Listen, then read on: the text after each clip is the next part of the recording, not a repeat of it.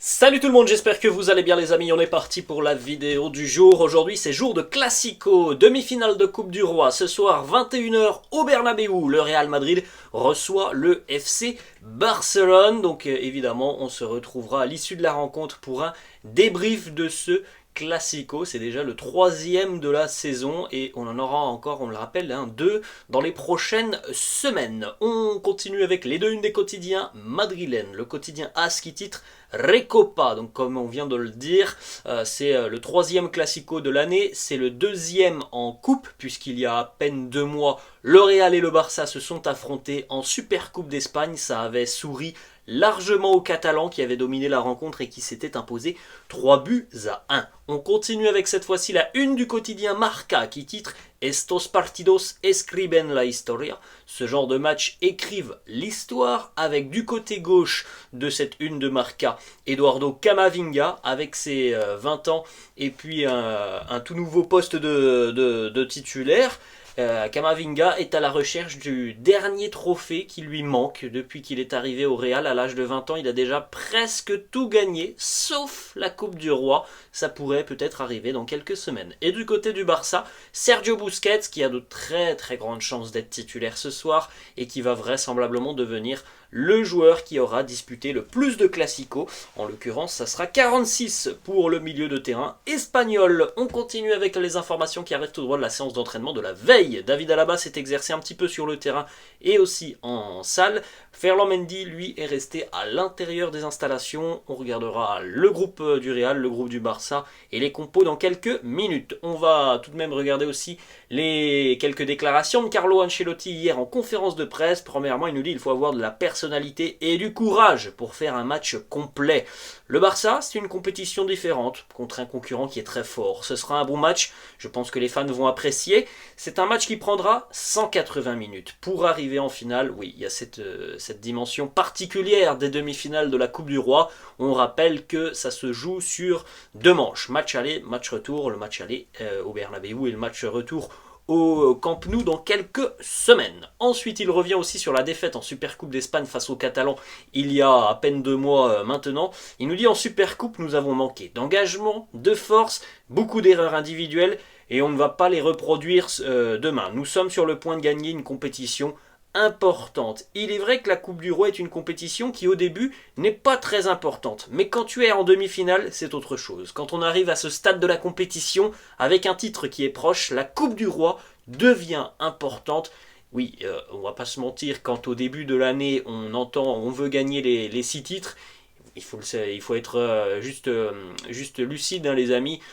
Ça veut rien dire gagner les 6 titres. Évidemment que tu es obligé de dire ça parce que tu es au Real Madrid et tu dois évidemment contenter les supporters, contenter les dirigeants. Mais voilà, on va pas se mentir, la Coupe du Roi c'était pas du tout une priorité, hein, pour le Real Madrid. Mais évidemment, quand tu es en demi-finale, quand tu es à 180 minutes d'une finale, là, oui, ça devient une priorité. Ensuite, une question d'un journaliste à Carlo. Qu'est-ce qui, selon vous, ferait une bonne saison? Il nous dit, jusqu'à présent, j'ai dit que par rapport à l'année dernière, nous avions 2 points de moins en Liga, mais nous avons aussi été éliminés de la Copa del Rey l'année passée. Nous n'étions pas beaucoup mieux que l'année dernière. Nous sommes là où nous méritons. Mais maintenant viennent les bonnes choses. Quand on arrive à un mois de mars comme celui-ci, on est encore dans toutes les compétitions. Nous allons voir si nous pouvons aller gagner quelque chose. Il est vrai que voilà, il va y avoir quand même une féroce bagarre, hein, pour aller chercher des titres côté merengue. Là, il faut éliminer le Barça en 2 matchs. Il faut, si on veut aller chercher le titre en Liga, remonter 7 points au Barça. La Ligue des Champions, on sait très bien que voilà, ce n'est que le début. Nous sommes au 8e de finale. Allez, donc voilà, on entre vraiment évidemment dans le moment le plus excitant de la saison. Ensuite, en ce qui concerne les choix peut-être de Carlo ce soir, il nous dit: je dois évaluer les choses concernant notamment les milieux de terrain parce que vous devez réfléchir si vous abandonnez des joueurs comme Modric et Kroos pour en choisir d'autres. Tchouaméni, il va bien, il a retrouvé sa forme et puis il sera peut-être titulaire. Camavinga va très bien aussi et c'est super d'avoir 2 joueurs de ce niveau. Est-ce que Eduardo Camavinga est devenu un titulaire? Voilà la réponse de Carlo. Il nous dit: après 8 mois cette saison, je ne sais pas qui est titulaire. Je ne connais vraiment pas le 11 de départ. Je dois choisir le meilleur 11 pour chaque match, mais je ne sais pas quel est mon 11 de départ. Je n'arrive pas à le savoir après 8 mois de compétition. Il est vrai que par rapport à la saison passée, et ça vraiment on peut féliciter Carlo pour son management parce que c'est pas du tout la même chose que l'année passée. On a quand même beaucoup plus de rotation, beaucoup plus de turnover et on a des joueurs qui gagnent des points quand on fait appel à eux sur le terrain.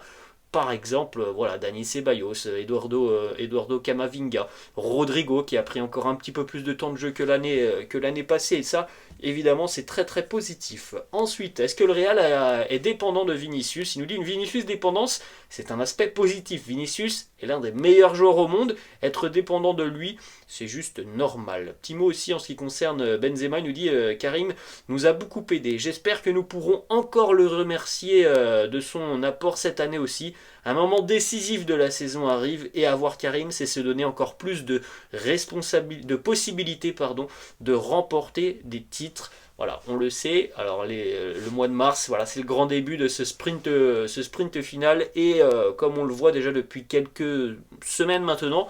Moi, personnellement, je vois un Karim qui monte en puissance et ça, c'est parfait tout simplement pour la fin de saison. Dernier déclat de Carlo, un petit mot sur Eden Hazard que l'on ne voit plus, qui a complètement disparu des radars.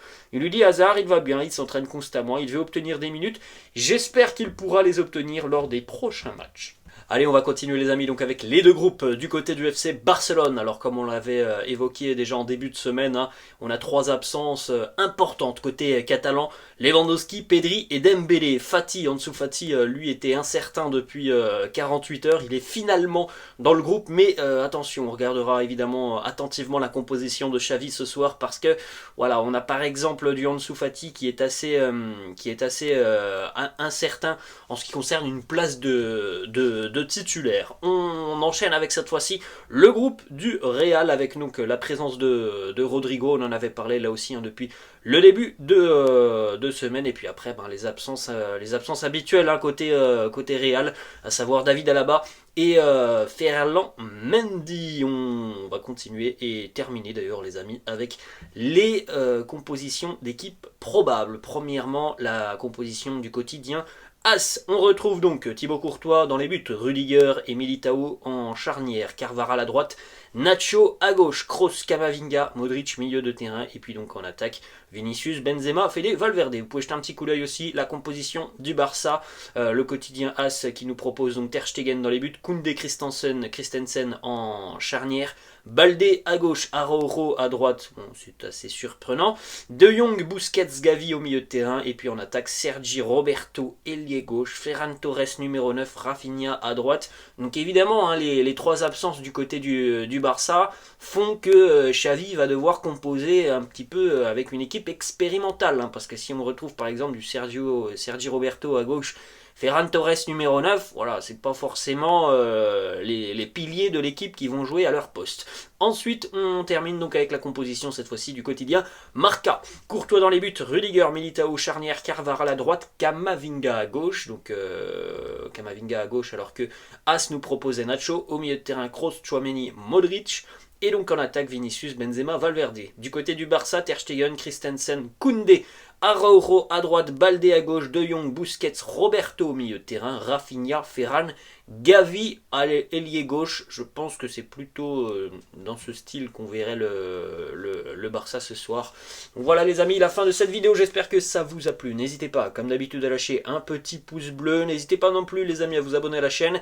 Et puis pour ceux qui le souhaitent, eh bien on se retrouve ce soir, vraisemblablement aux alentours de 23h, 23h05, 10, pour le débrief de cette manche aller du Classico. Je rappelle qu'il n'y a pas de prolongation hein, ce soir, c'est 90 minutes, on l'espère avec un résultat positif pour le Real. Voilà les amis, la fin, je vous laisse et je vous souhaite une bonne journée, à ce soir, ciao.